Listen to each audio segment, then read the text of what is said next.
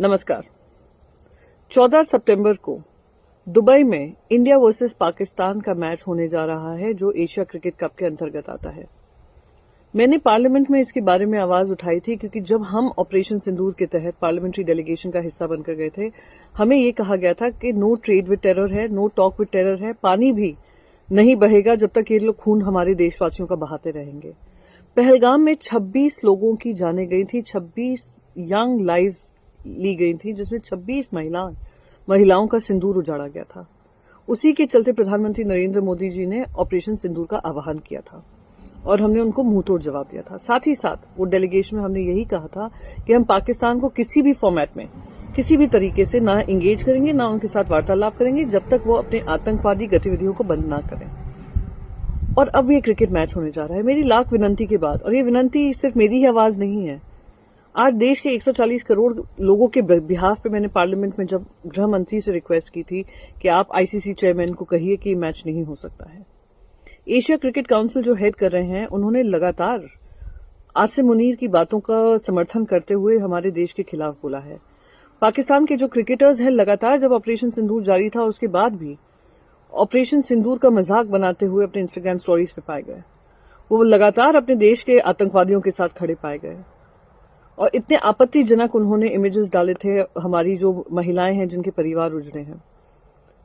और जब प्रधानमंत्री नरेंद्र मोदी जी ने लोकसभा में आकर ये कहा था कि operation Sindoor is on going, तो उसके चलते किस आधार पर बीसीसीआई को ये परमिशन दी गई है कि ये मैच खेलें।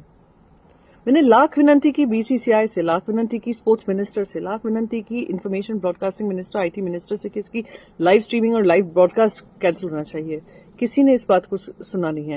मैं क्रिकेटर्स से कहा, पास्ट और प्रेजेंट, क्रिकेट टीम से कहा, स्पॉन्सर्स से कहा, मैंने जो स्ट्रीमर्स हैं उनसे कहा, और मैं उन लोगों का धन्यवाद करना चाहती हूं जिन्होंने टोटली रिजेक्ट किया है कि वो उसको स्ट्रीमिंग नहीं करेंगे। काफी सारे ऐसे अनाउंसमेंट्स हुए हैं, मैं उसको वेलकम करती हूं, उनको पर्सनली थैंक यू कहना चाहती हूं। पर मैं बाकी सभी जन से, देश की जनता से अपील करना चाहती हूं कि हमें इस समय पे उन 26 परिवारों के साथ खड़ा होना बहुत जरूरी है, और देश में ये एकजुटता दिखाना जरूरी है कि जब तक पाकिस्तान अपनी आतंकवादी गतिविधियां बंद नहीं करेगा, जब तक ये पाकिस्तानी क्रिकेटर्स अपने आतंकवादियों के साथ खड़े पाए गए, हमें उनके साथ कोई मैच नहीं खेलना है। जब नो ट्रेड विद टेरर है, नो टॉक विद टेरर है, पानी के साथ खून की बात है, इंडस वाटर ट्रीटी की बात है, तो क्रिकेट मैच क्यों?